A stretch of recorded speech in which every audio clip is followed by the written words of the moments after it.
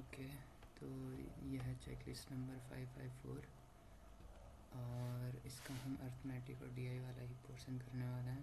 तो अर्थमेटिक से शुरू करते हैं। पहला क्वेश्चन है, Arjun can do a task alone. ठीक है, अर्जुन करता है, एक सेकेंड यार,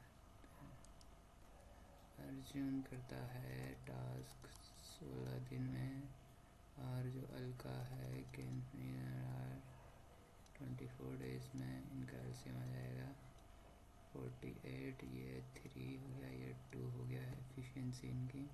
Arjun start working alone and after 3 days. अगर अर्जुन अकेला कर रहा है 3 की एफिशिएंसी से 3 दिन तक, तो 9 तो ये होगा ही होगा, उसके बाद होगा जो भी होगा। उसके बाद अलका ज्वाइन करती है, और जब ये ज्वाइन करेंगे तो after 4 more days 5 more days, तो दोनों 5 के एफिशिएंसी से करेंगे 25 दिन तक काम। ठीक है, फिर Arjun stop working and remaining work is, फिर जो बचेगा वर्क वो अकेली करेगी अलका। कितना बच रहा है? टोटल है 48, 48 में से 34 हो चुका है, तो ये यहाँ पे आना चाहिए आपका 14, और ये करेगी अलका। अलका की एफिशिएंसी है 2, तो 14/2 7। ठीक है, ये हो गया दूसरा क्वेश्चन मिक्सचर एलिगेशन का। नहीं मिक्सचर का ये। ठीक है, ये मिल्क एंड वाटर है। मिल्क इज़ इतना % मोर, ये क्या है ये पता नहीं, ये कुछ नहीं है, ये 4/7 है। तो 7 से 4 ज़्यादा है कि मिल्क, 7 से 4 ज़्यादा यानी 11। वाटर, ठीक है, ये वाटर हो गया, ये मिल्क हो गया। If 10 litre of milk is added, ठीक है, 10 लीटर मिल्क अगर हम ऐड करेंगे, then the quantity becomes thrice of water. अच्छा, तो मिल्क जो बन जाएगा ये वाटर के 3 गुना हो जाएगा। तो मिल्क सेम रहना चाहिए भाई, फिर 7 रहना चाहिए, तो 7 या 21, उस हिसाब से 10। अब 10 पार्ट की वैल्यू 10 है, तो 1 पार्ट की वैल्यू 1 है। तो फिर find the initial quantity of, तो ये मतलब एक इनिशियल क्वांटिटी वाटर की है 7 पार्ट की वैल्यू फिर 7 रह जाएगी। ओके, पास तो उसके पास है एक्स मनी एंड, ठीक है, ही इन्वेस्टेड इतना रेट और सिंपल, और जो रिमेनिंग बच जाती है वो इतना। अच्छा, और रिमेनिंग से हम स्टार्ट करने वाले हैं भाई, कैसे करेंगे? ठीक है। ही इन्वेस्टेड 5, 2 सिंपल इंटरेस्ट, ठीक है। एक आस्तोस रिसीव टोटल, ओके, और ये करेगा 4। तो जो पहला वाला है, जहाँ से जो ये इन्वेस्ट करता है इतना, यहाँ से कमाएगा 8 चौको 32, 33, 34, 34 से यहाँ से कमाएगा, मतलब 34/7 कैंसर, तो ये कटा, ये आई भाई आपकी 70/17, ये होगा ना 34, हाँ 70, तो ये इससे ये कट गया 1 से, फिर 70 का क्या हो जाएगा, 102, 17, 17, 119। पहली स्कीम से अब उसको मिल रहा है 19% का, और टोटल उसको मिला है इतना। ठीक है, तो अगर मैं इसमें से इसको घटा दूंगा तो ये आ जाएगा आपका 0.58। इतना उसको जो रिमेनिंग है अमाउंट बचा हुआ है उससे इंटरेस्ट मिलेगा। अब रिमेनिंग अमाउंट को क्या कर रहा है, रिमेनिंग अमाउंट को कर रहा है कि 3 और 2 के अनुपात में दे रहा है ना, 3 और 2 के अनुपात में दे रहा है। पहले एक्स ले लेते हैं इनको, 3 और 2 के अनुपात में अगर दे रहा है इन्वेस्टेड, लेकिन सबको 4 साल के लिए दे रहा है, तो ठीक है, 15 चौको 60, ये हो गया, और ये हो गया आपका, इसको यहीं पे लिख लेते हैं क्योंकि जोड़ना ही तो है। और 20 से इसको देगा ये 4 साल के लिए। तो इनसे जो इन्वेस्ट आएगा, जो इंटरेस्ट आएगा, वही वही यहाँ पे आएगा हमारा ना, यहाँ पे। क्योंकि पहले वाले से जो करा था हमने पहले अलग कर दिया है, तो फिर ये तो अब सिंपल हो गया आपका। यहाँ पे आ जाएगा आपका 3x बाई, ये तो होता है भाई आपका 3 5, और ये होता है आपका 4 5, तो 3 3 9 और 8 9 और 8 17/5 हो गया, और 85 हो गया। 17 5 85, और x 5 इधर जाएगा तो x बराबर आ गया 25 आपका, 25 नहीं सॉरी 250। तो अब ये क्या बोल रहा है, अच्छा ये वाला x आया भाई है, ये कैपिटल x करना हमने है, तो ये वाला x आया। तो फिर ये इन दोनों को हम अगर यहाँ पे जोड़ेंगे तो ये आ जाएगी 5 और 25 पंजे 125, ये आ गई। इतनी जीरो कम लगाया मैंने, ठीक है 1200 ये आ गया। और पहले कितना था उसने, एक जगह उसने ये भी इन्वेस्ट करा है, तो इसमें हम अगर ये जोड़ देंगे तो हमारा आ जाएगा 13 और 3 1600 आंसर आ गया इसका, ठीक है। बाप रे 6 मिनट में 3 क्वेश्चन, ये तो बहुत गंदा रहा। ओके, इसको थोड़ा सोचते हैं। सोचना क्या है, जैन तो ऑप्टेन इतने मार्क्स इन एग्जाम और फेल्ड, अगर इतने से फेल हो जाता है तो पासिंग मार्क्स का आपके आगे हैं 78 पे कोई भी पास हो रहा है, ठीक है। इफ़ ये score 50% marks in the examination, ठीक है। अच्छा, तो भाई जो ये आराधना ये 50% लाती है, और पासिंग मार्क्स कितने हैं, ये हैं जो पासिंग मार्क्स हैं, ये कितना है 26% दे रखा हमारे पास, तो 26 की वैल्यू ये है, 1% की वैल्यू है, तो आराधना लाती है इतना मार्क्स। दरअसल इतना भी नहीं है, डिफरेंस ज्ञात करना है, तो डिफरेंस अगर आराधना इतना ला रही है 55 और टोटल रहता है 100 का, हमेशा 100% का, तो 55 में 100 में से 55 मिल जाए 45%, तो 45 की वैल्यू करनी है, क्योंकि ये 1% की वैल्यू तो यही है ना, तो 45% की वैल्यू ये आ जाएगी।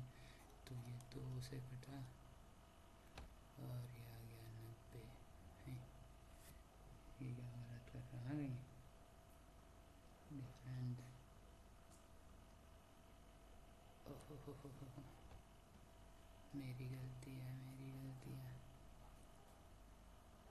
3, 2 से क्यों दे रहा था मैं, 3 है भाई, ये वही मैं कह रहा हूँ, ये आ जाएगा। अगला क्या है, 100% non article at the rate, इतना चाहिए। अरे यार ये तो बहुत खतरनाक क्वेश्चन लग रहा है मेरे को, अजीब मेरी, इसको बाद में देखता हूँ अभी।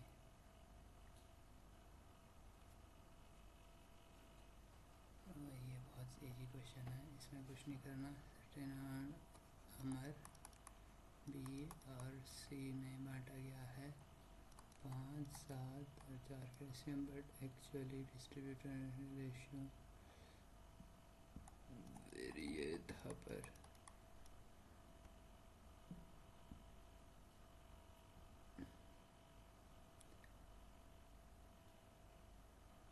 ठीक है। तो ये बोलना चाह रहा है कि जो एक निश्चित राशि को बांटा गया है इतना, लेकिन वास्तव में मतलब जो सच में ये था पर बांटा ये गया है, ये बांटना चाहिए था, कुल मिला के ये बराबर अमाउंट में बांटने चाहिए थे। तो 9 और ये हो गया 16 और ये हो गया यहाँ पे 25, एक्चुअल में इतना है, ठीक है, जिसकी वजह से 25 मोर हो जा रहा है ना, ठीक है। वो अभी देखते हैं बराबर करके, पहले बराबर तो करें इनको। ये कितना गया 7 और यार 9 और 7 16, ये हो गया 18 और 6 24, ये हो गया, तो 48 आ जाएगा इनका एलसीएम। तो इसमें 3 देना पड़ेगा, तो ये हो गया 15, ये हो गया 21, ये हो गया 12, और नीचे वाले में 2 को करना पड़ेगा, ये हो गया 14, ये हो गया 22, ये हो गया 12। ये तो बराबर है भाई, इसमें तो कोई दिक्कत नहीं है। यहाँ पे एक की वैल्यू आ रही है 25। देन क्या करना है हमने, find the amount initially receive, Amar के द्वारा इनिशियली यह है। तो भाई 15 और 25 की वैल्यू ये होती है, याद रखना कई बार होता है। तो अमर परचेज एन आइटम, ठीक है, और सोल्ड टू रवि, ठीक है, ये तो सीधे उठा लो यहीं पे। इतने में परचेज करता है और सोल्ड करता है कितने, 21 रवि को, रवि इसको पवन को सेल करता है, प्रॉफिट हो जाएगा 40%, मतलब 5 से 2, ठीक है। The price led by Pawan is how much more, अरे यार इसमें कुछ नहीं है, फिर इसको माइनस करना है, क्योंकि ये कह रहा है हाउ मच परसेंट मोर, कितना दिया है इसने ज़्यादा अमर से, तो अमर ने तो इतने में ही खरीदा था ना ये 25 में। तो मैं 25 को अगर कॉमन करता हूँ अलग से, तो यहाँ पे आ जाएगा मेरे पास 5 से 5 ये काट दे, 5 1, ये हो गया 5 2/5, 5 में 25, अबे कुछ तो गलत हुआ है, क्या गलत हुआ है। The price paid by Pawan is how much more और लेस परचेज एंड आर्टिकल, इतना है, एंड सोल्ड टू रवि, ठीक है, और रवि ने सेल करा पवन को,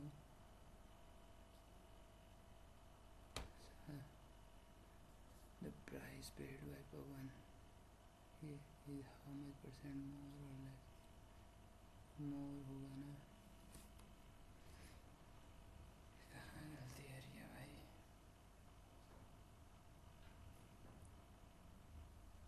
ओहो, यहाँ पे मैं 5 क्यों लिख रहा हूँ, ये 4 है, तो ये 4 जाएगा यहाँ पे, तो ये बनेगा 3/4, 2500, क्या लगता है आएगा सही आंसर, देखते हैं भाई। 6 चौको 24, अरे 25 आ गया, अरे वाह, आ तो रहा कुछ ना कुछ, सही है कि गलत है ये तो बाद ही में पता लगेगा। ओके भाई, ये हमारे अच्छे क्वेश्चन की कैटेगरी है, सरल सरल। ट्रेन को सेम डायरेक्शन में उस एक ट्रेन के जा रहा है मेन, तो जिसको इतने में कर रही है और मेन की इतनी है, ठीक है, तो सेम डायरेक्शन में अगर जा रहा है तो ये घट जाएगी, ये घट जाएगा, 3 का घट जाएगा ट्रेन से। अब ट्रेन की कितनी होगी, तो सेम ट्रेन क्रॉस ब्रिज, यही ट्रेन ब्रिज को क्रॉस कर रही है 45 सेकेंड में, if the speed of train, और ट्रेन की स्पीड तो भाई 54 को अगर हम करेंगे तो ये आ गया 13, 15, 3, 15 आ गया यहाँ पे, 15 अगर ये हो गया तो ये आ गया यहाँ पे 12, तो ट्रेन की लेंथ आ गई आपके पास 118, 15 × 12 हो जाएगा ना, 3 6, ठीक है। और अब कहाँ इसको यहाँ पे रखना, क्या करनी है, ब्रिज की लेंथ करनी है ना, ना कि यहाँ, तो ठीक है।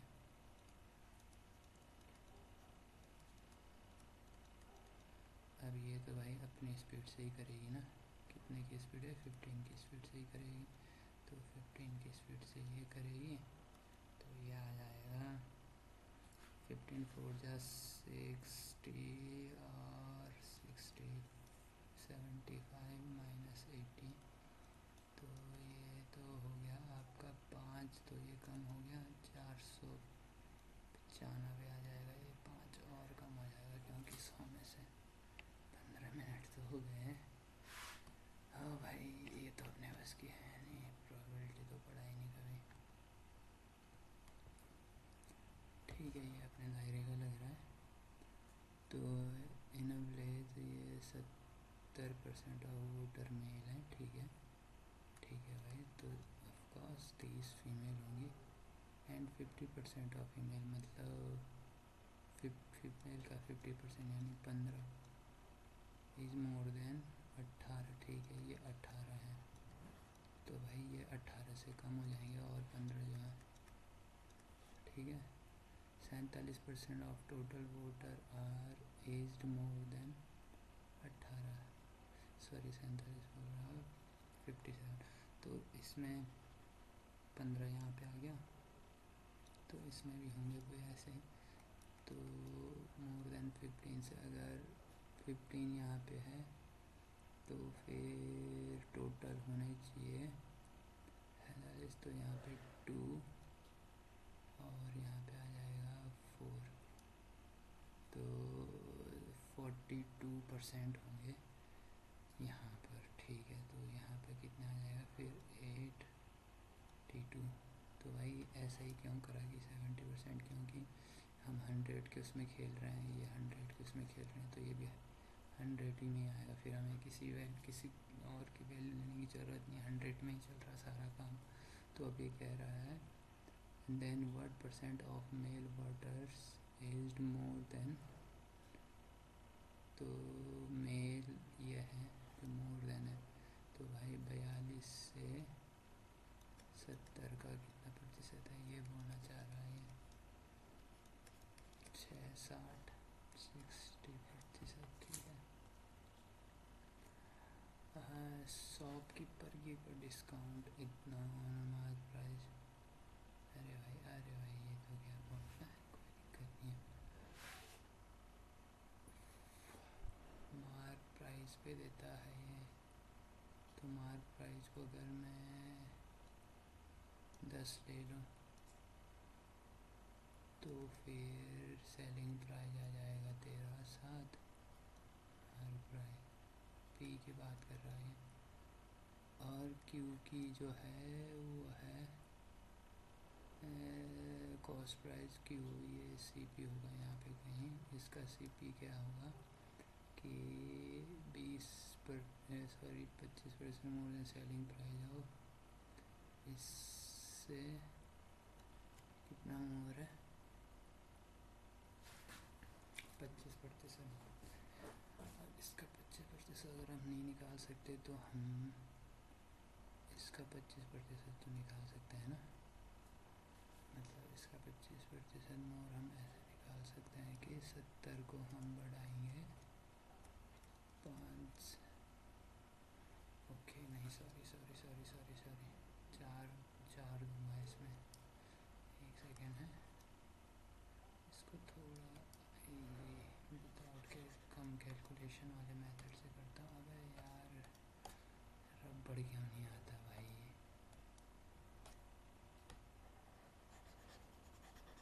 20 मिनट तो यहीं पे हो गया, 11 ही क्वेश्चन में पसीना निकल गया। ओके कोई बात नहीं, ठीक है। तो इसको एक कम शॉर्टकट कम कैलकुलेशन वाले मेथड से करता हूँ मैं भी। अब ये क्या कह रहा है कि 10 से 7 जा रहा है ना, तो मैं इसमें 4 अपनी तरफ से डाल देता हूँ, क्योंकि 4 से काटना है बाद में हमें। तो अगर मैं 4 डाल दूँगा तो ये हो जाएगा यहाँ पे पी का, ये पी का भी रहने दो, ये हो गया यहाँ पे सॉरी मार्क प्राइस, ये हो गया सेलिंग प्राइस, यहाँ पे आएगा अभी कॉस्ट प्राइस। और अब क्यू के लिए क्या कह रहा है ये, अब मैं 28 को बढ़ाऊँगा 4 से 5, तो ये आ जाएगा 7, 35। तो इसकी सेलिंग प्राइस आएगी 35।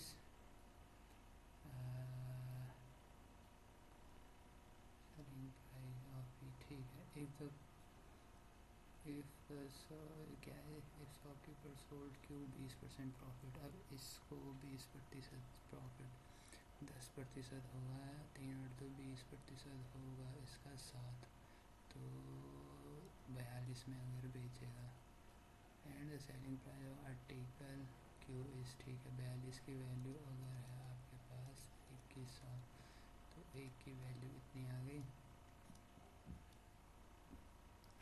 50 आ गई ठीक है। Then find the mark price of P का मार्क प्राइस यहाँ पे तो 50 इंटू 20 2000 ये क्या गड़बड़ कर दिया हमने 42 21 2100 तो 21 2 सही तो आ रहा है यार find the mark price of find the mark article P का मार्क प्राइस मैंने 40 ले रखा है और एक यूनिट की वैल्यू 50 आ रही है 40 और 50 तो 2000 हो जाएगा। कहाँ गड़बड़ खा रहा हूँ भाई कहाँ गड़बड़ खा रहा हूँ ठीक है यार एक बार और करता हूँ भाई। गाइस आप लोग वीडियो या तो स्किप कर दो या फिर मैं क्या बोलूँ यार कहाँ पे गड़बड़ हुआ है। मैं एक बार इसी मेथड से फिर से जाऊँगा। मैं लेता हूँ लेट्स से